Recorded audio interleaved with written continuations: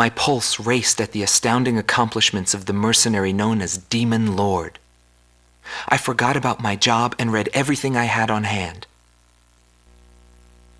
Around the time Demon Lord received his nickname, South Belka showed signs of weariness regarding the war. Because the region was set up as a defense line to protect the birthplace of Belka in the north, the people's dissatisfaction had reached a climax. The cities declared themselves demilitarized and peacefully surrendered to the Allied forces. Unable to establish a defensive position, the Belkan army kept retreating to the north. The end of the war was fast approaching. I was given an opportunity to interview the former aces of the Belkan Air Force. Back then, they were the masters of the sky, and they had also known him. So I crossed the border to follow his trail. I wanted to capture the war and the Demon Lord from their point of view, to capture the voices of those who were there.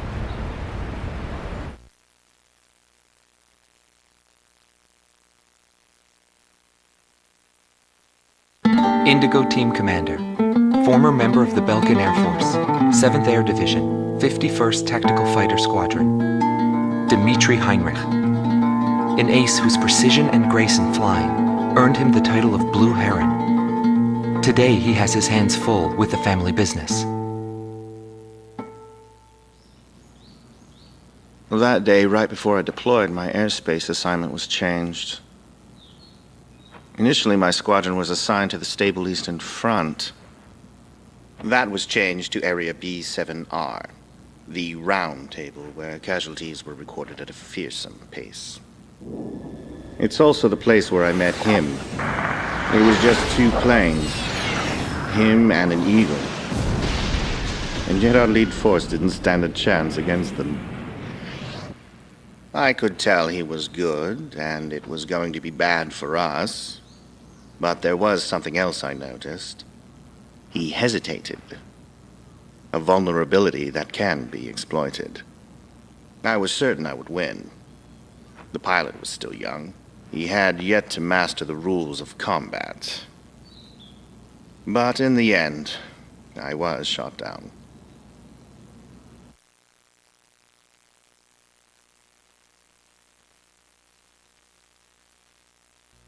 Gelb Team is number 2, former member of the Belkan Air Force, 5th Air Division, 23rd Tactical Fighter Squadron, Rainer Altman. He flew the skies of Directus during the capital's liberation, and he's still there to this day. I met him above this very sky. I can still hear the sound of the missile alerts from that day. I received an order to fly to Directus on my way back from an intercept mission on the southern defense line. The order itself wasn't unusual. We kept being deployed from one mission to the next without receiving even the basic maintenance. But the situation was the same all around. We were late reaching the operational space. The station squadrons had already retreated, and warning bells were going off in the city. And the people were looking up to his plane, high above the sky. I couldn't see any emotion in his maneuvers. I didn't feel like I was fighting against a human being. I wanted to end that battle as quickly as possible.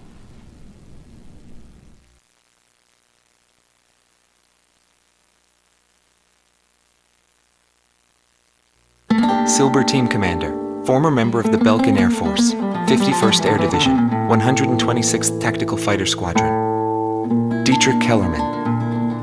He was once the top ace at Belka and a fiery instructor at the Air Force Academy. In 1995, the Belkan Air Force sent him to the front lines to bolster troop morale. He was good. From what I'd heard about him, I thought he was still just a young mercenary. But he matured since then.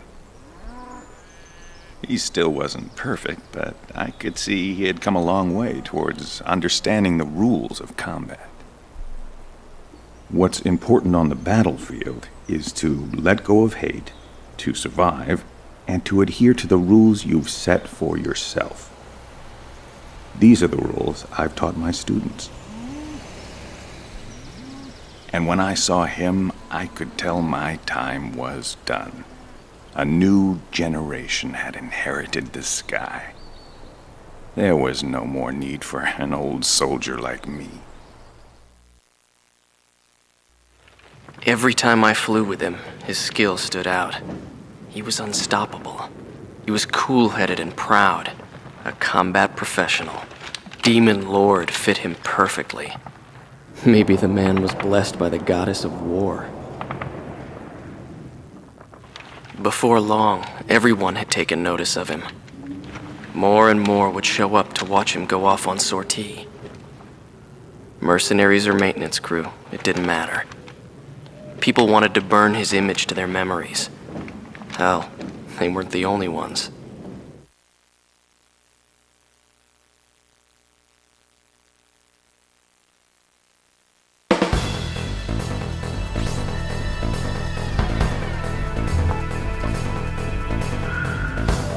The Belkan forces are beginning to take flight.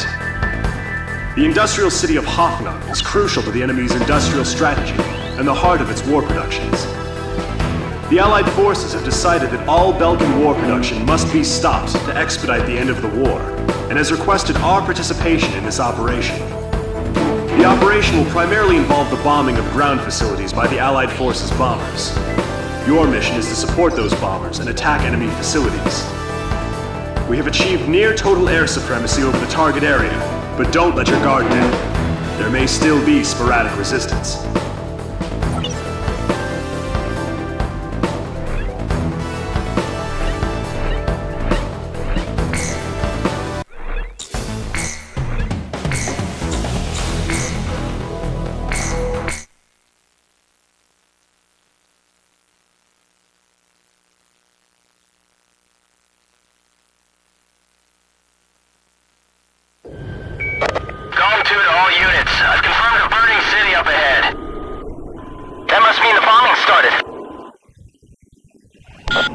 The Allied bombers. Eliminate all ground and aerial threats. Let's move. Copy that.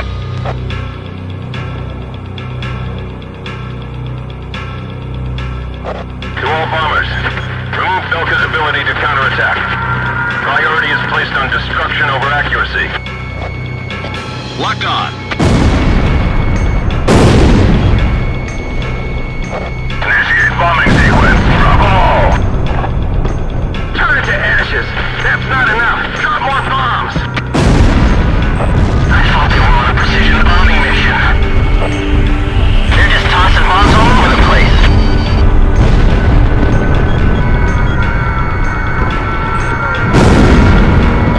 See him destroyed. Move that fire before it reaches our facility.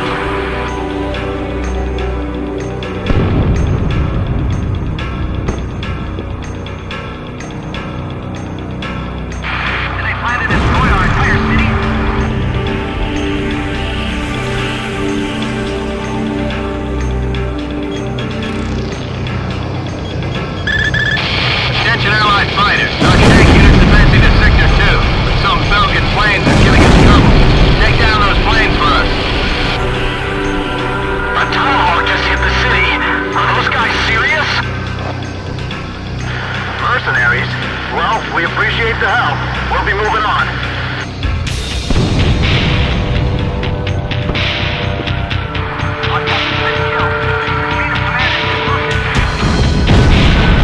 This is PJ. Something strange is going on down there. The number of burning areas just suddenly increased. Inform all units. This is an order from Operation HQ. Abandon Hoffnung. However, do not retreat until all facilities are destroyed. Leave them nothing.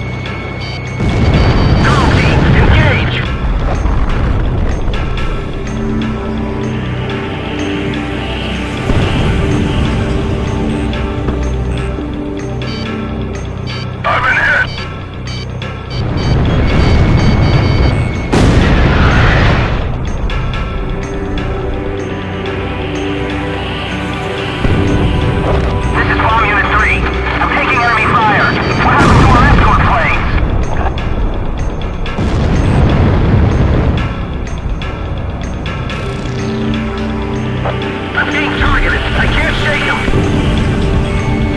Copy that.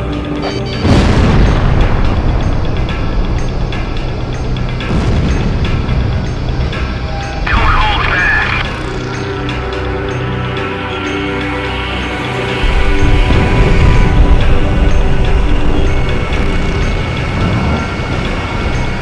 They'll pay for what they've done to Belkan.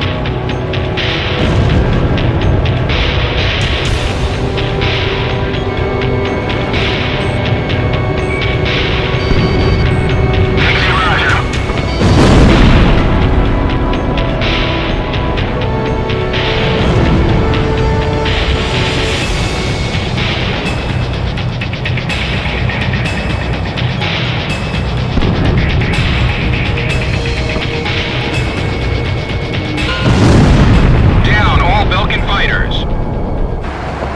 Ignore the civilians. Our priority is withdrawing the troops out of the area. Abandon Block D. Join up with this company from Block C. Don't leave anything behind for the Allied forces. Mission objective fulfilled. All units, return to base. Damn them all. Nobody knew why they were fighting anymore. All I felt at that point was sadness for the world. That's why I...